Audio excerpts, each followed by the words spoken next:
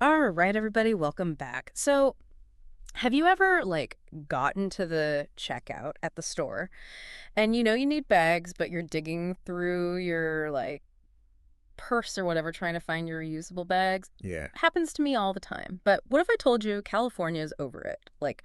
Done with that whole song and dance. right. They are actually serious about getting rid of plastic bags. Like for real this time. For real this time. And this is, we've seen a lot of conversation about plastic bag ban. Yes. A lot of attempts. California already tried this back in 2014. Yeah. But this one, this new law, it's different. It's way more intense. Yeah. So for those of us who don't have the 2014 law memorized, Right. what was the deal with that one? Like, how is this one different?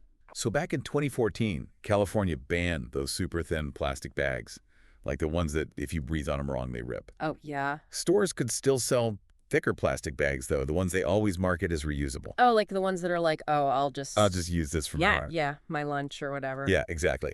And we all know how that goes. Those bags usually just end up in the trash, too. In the landfill. And it turns out a lot of people were doing exactly that because, get this, even with the 2013 ban in place, the amount of plastic bag trash per person in California, it actually went up by almost 38% between 2004 and 2021. Oh my gosh. Okay, yeah. So what's the plan this time? How is this new law any different? Okay, so this time, no more games. Starting in 2026, it's a complete ban on all plastic checkout bags at grocery stores. No more loopholes. Yeah. You can still get paper bags for now, but the whole point is to get everyone using reusable bags, period. Okay. Yeah, that makes a lot of sense. I mean, we hear all the time about plastic pollution in the oceans and stuff, and this is Huge. It's huge. Groups like Oceana have been fighting this for years. yeah. It feels like, too, this is part of a bigger trend. California's not the only one doing this. You're right. It's definitely a trend. Right now, there are 12 states, including California, that have some sort of statewide plastic bag ban. Wow, 12. And then on top of that, you have hundreds of cities that have passed their own local bans.